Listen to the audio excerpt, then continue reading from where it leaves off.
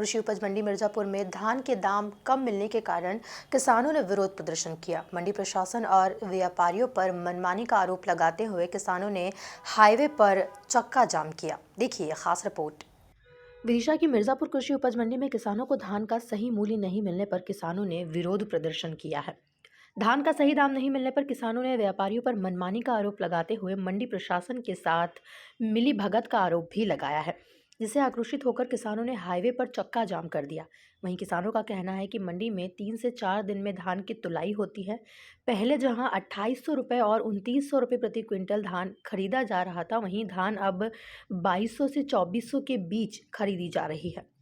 Summer Khan चतिया Khedi से किसान है जी। मैं किसान हूँ। क्या लेकर आए हैं? मैं धान लेकर आया हूँ।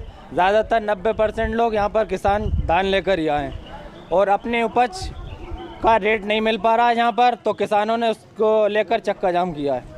क्या रेट चल रहा है और क्या लिया जा रहा है? साहब इनका रेट तो कुछ नहीं है साहब, इनका रेट तो मनमाना रेट है जी। नहीं तो 2800 बिकी थी मेरी धान, वही आज 2500 बिकी है जी।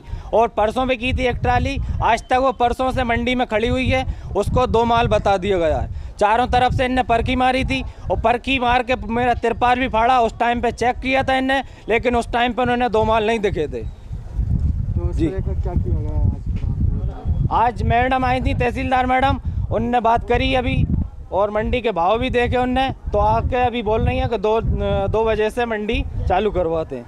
और उनने ये बोला जितनी भी ट्राली रहेंगी उनकी पूरी नीलामी की जाएगी। इसको लेकर कोई निर्णय हुआ? क्या चक्का जाम लगाया था यहाँ पर? आज चक्का जाम इसी को लेकर लगाया था, रेट के लिए। अब देखते हैं 2 बजे की डाक में क्या संशोधन होता है। ये ग्राम कांकरखेड़ी से किसान धान लेके आया था। सोमवार से मेरी ट्रायली यहाँ पे खड़ी हुई है। 3 दिन में तो मंडी हो रही है, इसके बाद भी रेट नहीं मिल पा रहे हैं।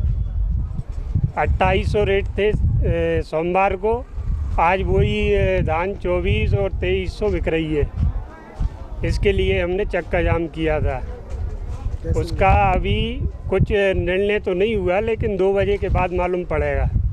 2 बजे से तुलाई, वो 2 बजे से मंडी चालू होगी।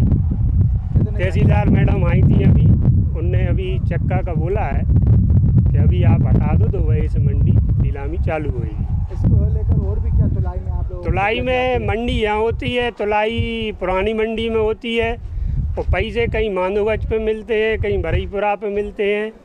मतलब जहाँ उनका घर होता है वहाँ जाना पड़ता है किसान को। मैं हूँ जनसेवक और किसान भी हूँ। मैं सब मेरे भाई किसान हैं, मैं भी किसान हूँ। मंडी में इतनी अवस्थाएँ हैं, मंडी के लिए फंड सब कुछ आता है।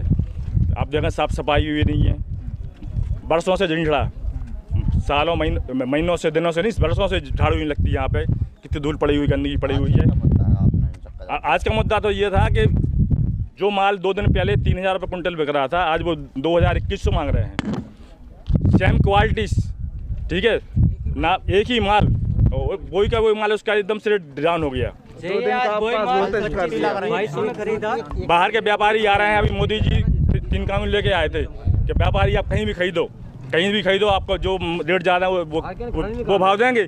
लेकिन यहाँ व्यापारी खरीदने आ रहे हैं बाहर के, उनको यहाँ पे मंडी में प्रवेश नहीं दिया जा रहा है। व्यापारी रोक रहे हैं, प्रशासन रोक रहा है, मंडी कमेटी रोक रही है, सचिव लोग, जबकि वो माल बढ़ा के ले रहे हैं। इनसे रेट में अच्छा खरीद रहे हैं, इनसे अच्छा खरीद रहे हैं वो लोग। और उनसे लड़ते हैं, लड़ाई करते हैं, किसानों से लड़ाई करते हैं।